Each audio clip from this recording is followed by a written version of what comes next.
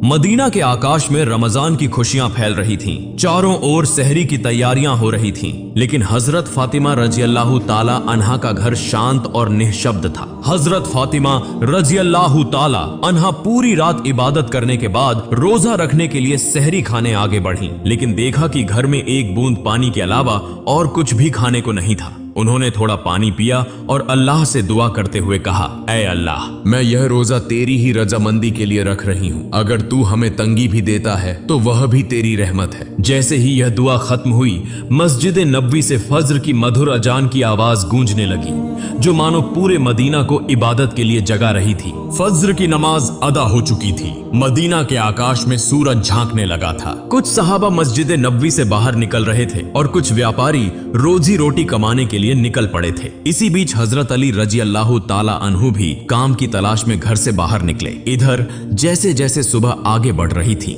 वैसे वैसे भूख की तड़प भी बढ़ती जा रही थी। हजरत फातिमा रजी अल्लाह ताला अन्हा ने भी तो पानी के अलावा कुछ नहीं खाया था, फिर भी वे घर के कोने में बैठकर अल्लाह की इबादत कर रही थी। इसी समय छोटे हसन और हुसैन रजी अल्लाह ताला अन्हु धीरे धीरे अपनी माँ फातिमा के पास आए और मासूम आवाज में बोले, अम्मा जान, हमें बहुत भूख लगी है, हमें कुछ खाने को दो, अब तो भूख सहन नहीं हो रही। यह सुनकर हजरत फातिमा रजी अल्लाह ताला अन्हा की आंखों के कोनों में आंसू आ गए।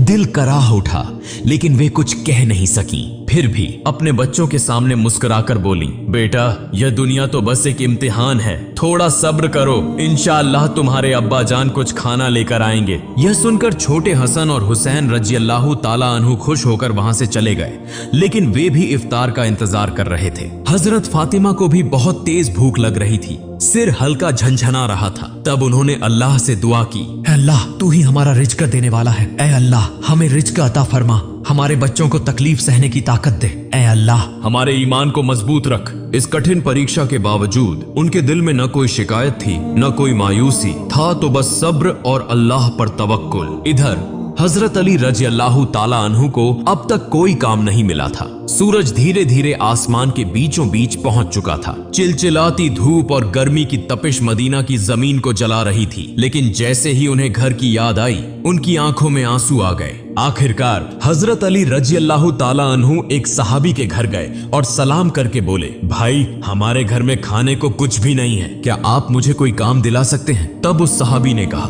या अली, अल्लाह की कसम, अगर मेरे पास कुछ होता तो मैं जरूर तुम्हारे लिए रखता, लेकिन मेरे घर में भी कई दिनों से चूल्हा नहीं जला, मैं भी भूखा हूँ। यह सुनकर हजरत अली रजी अल्लाह ताला अन्हु अवाक रह गए। फिर उन्होंने सहाबी को तसल्ली देते हुए कहा, निश्चित रूप से अल्लाह कोई न कोई रास्ता बनाएगा। इसके बाद वे फिर से काम की तलाश में निकल पड़े। कुछ दूर जाने के बाद उनके दिल में ख्याल आया कि शहर के किनारे एक अमीर व्यापारी रहता है, अगर मैं उसके पास जाऊं तो शायद कोई काम मिल जाए। यह सोचकर वे उस अमीर व्यापारी के घर की ओर बढ़ने लगे। उधर हजरत फातिमा रजी अल्लाह ताला अन्हा दरवाजे पर खड़ी हजरत अली रजी अल्लाह ताला अन्हु के घर लौटने का इंतजार कर रही थी। उनकी आंखें करुणा से भरी हुई थी। ठीक उसी समय छोटे हसन और हुसैन रजी अल्लाह ताला अन्हु भूख की तड़प सहन न कर सके और धीरे धीरे अपनी माँ के पास आकर मासूम आवाज में फुसफुसाए, अम्मा जान, अब्बा जान कब घर आएंगे? यह सुनकर हजरत फातिमा रजी अल्लाह ताला अन्हा का दिल दर्द से भर उठा।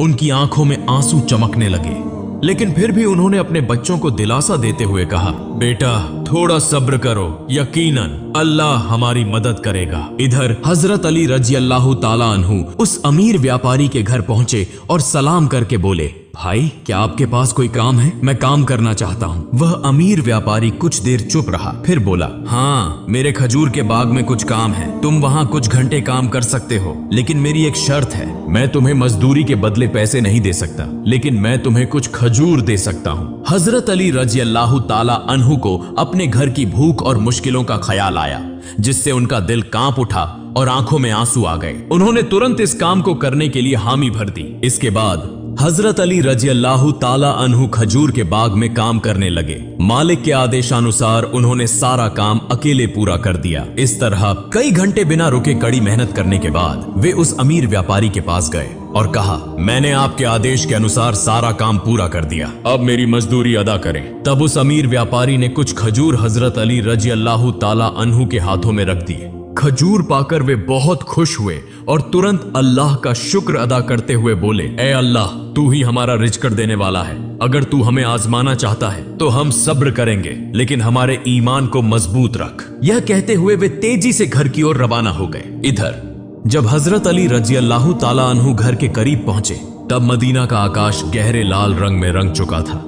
सूरज पश्चिम की ओर झुक रहा था और चारों ओर इफ्तार की तैयारियां चल रही थीं। उसी समय थके हुए शरीर के साथ हजरत अली रजी अल्लाह ताला अन्हु घर में दाखिल हुए और उसी वक्त मस्जिद नबवी की मधुर अजान की आवाज दूर से गूंजने लगी। घर में इफ्तार के लिए केवल कुछ खजूर और पानी था, लेकिन फिर भी वह घर अल्लाह की रहमत से भर गया। सब एक साथ इफ्तार के लिए बैठे। हजरत हसन और हुसैन रजी अल्लाह ताला अन्हु को 2-2 खजूर दिए गए। हजरत अली रजी अल्लाह ताला अन्हु ने 2 खजूर लिए और हजरत फातिमा रजी अल्लाह ताला अन्हा ने भी 2 खजूर लिए।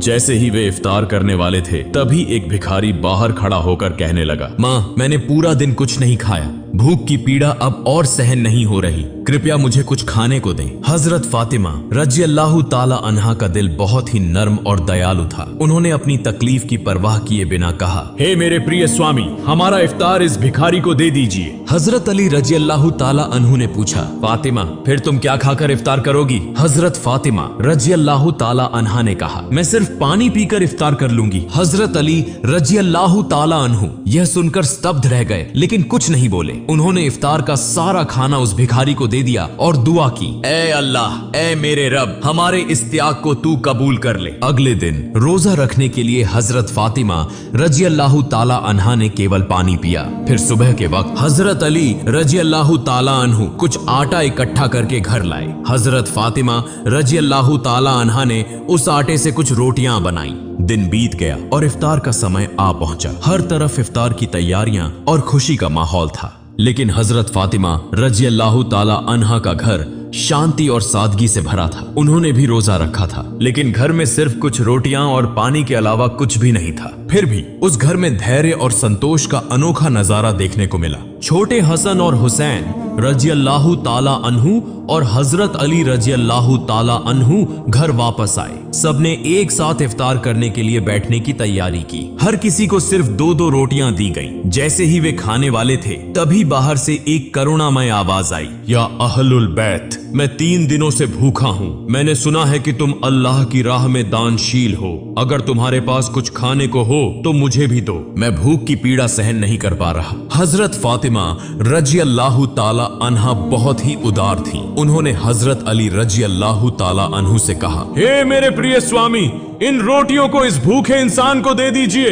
हजरत अली रजी अल्लाह ताला अन्हु ने पूछा, फातिमा, फिर तुम क्या खाओगी? हजरत फातिमा रजी अल्लाह ताला अन्हा ने उत्तर दिया, अगर मुझे भूख लगती है तो वह भी तो भूख की तकलीफ में तड़प रहा है। हम इस दुनिया के सुख के लिए पैदा नहीं हुए। यह सुनकर हजरत अली रजी अल्लाह ताला अन्हु ने अपने हाथों से इफ्तार की सारी रोटियां उस भूखे इंसान को दे दी। हमारा तो केवल एक ही उद्देश्य है, अल्लाह की संतुष्टि प्राप्त करना। तब हजरत अली रजी अल्लाह ताला अन्हु ने देखा कि माँ फातिमा के हाथ में सिर्फ पानी के अलावा कुछ भी नहीं है। फिर उन्होंने वह रोटियां उस फकीर को दे दी और मन ही मन कहने लगे, हे फातिमा, क्या तुम जानती हो कि तुम कैसी परीक्षा दे रही हो? खुद भूखी रहकर दूसरों को खाना खिला रही हो। निश्चय ही अल्लाह तुम्हारे इस दान को कबूल करेगा।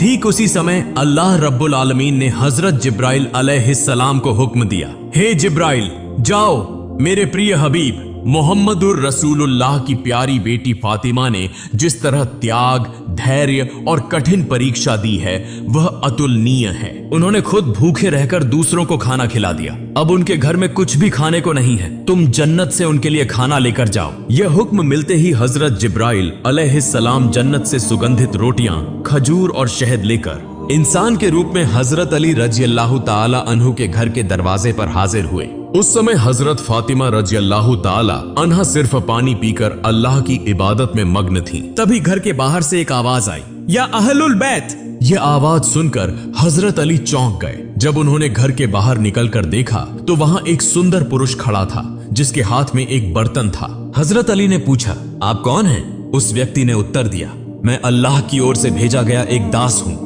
जिस तरह तुमने अपनी भूख सहकर दूसरों को खाना खिलाया, उसी तरह अल्लाह ने तुम्हारे लिए जन्नत का रिज़्क़ भेजा है। यह सुनते ही हजरत अली रजी अल्लाह ताला अन्हु का दिल कांप उठा, उनकी आंखों में आंसू भर आए। फिर हजरत जिब्राइल अलैहिस्सलाम व खाना देकर वहां से विदा हो गए। हजरत अली रजी अल्लाह ताला अन्हु व खाना लेकर घर में दाखिल हुए और कहने लगे, हे फातिमा, देखो देखो हमारा रब कितना महान है, हमारे लिए जन्नत से रिज़्क़ भेजा है। यह सुनकर हजरत फातिमा रजी अल्लाह ताला अन्हा धीरे धीरे वहां आई और उस खाने को देखकर आश्चर्य में पड़ गईं। उनकी आंखें मखमली प्यार से उस बर्तन की ओर टिकी रहीं और वह मन ही मन कहने लगी, हे अल्लाह, तू कितना महान है। उन्हें समझ में आ गया कि यह कोई साधारण खाना नहीं है, बल्कि जन्नत का खाना है। इतनी सुगंधित रोटियां, खजूर और शहद, यह तो अल्लाह की रहमत का संकेत है। इसी बीच छोटे हजरत हसन और हुसैन रजी अल्लाह ताला अन्हु वहां आ गए और मासूमियत से बोले, अम्मा जान, यह खाना किसका है और यह कहां से आया? हजरत फातिमा रजी अल्लाह ताला अन्हा ने कहा, बेटा, यह खाना हमारा है, महान अल्लाह रब्बुल आलमीन ने हमारे लिए जन्नत से भेजा है। हजरत हसन और हुसैन रजी अल्लाह ताला अन्हु बोले, अम्मा जान, क्या यह सच है? उन्होंने जवाब दिया, बेटा, यह सच है, यह अल्लाह की रहमत है।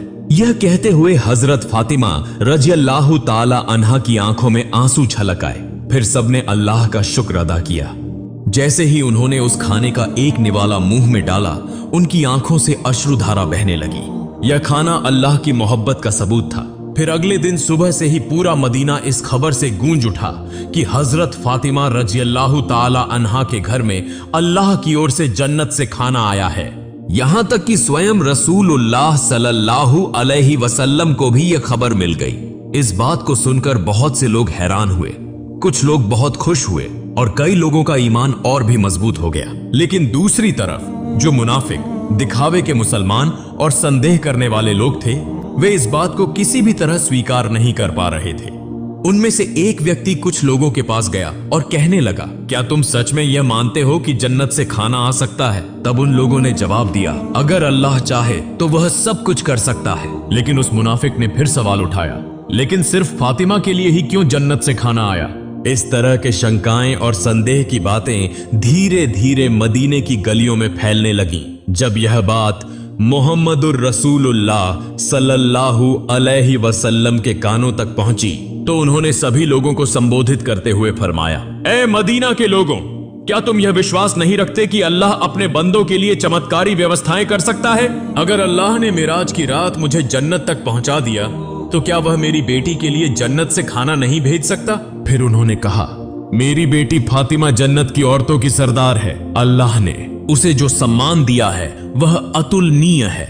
यह घटना उसी सम्मान का एक प्रमाण है। इसके बाद हजरत मोहम्मद सल्लल्लाहु अलैहि वसल्लम ने सूरह अत-तलाक की एक आयत तिलावत की, जिसका अर्थ है, जो व्यक्ति तकवा, अल्लाह का डर अपनाता है, अल्लाह उसे ऐसी जगह से रिज़्क़ अता करता है जिसकी वह कल्पना भी नहीं कर सकता।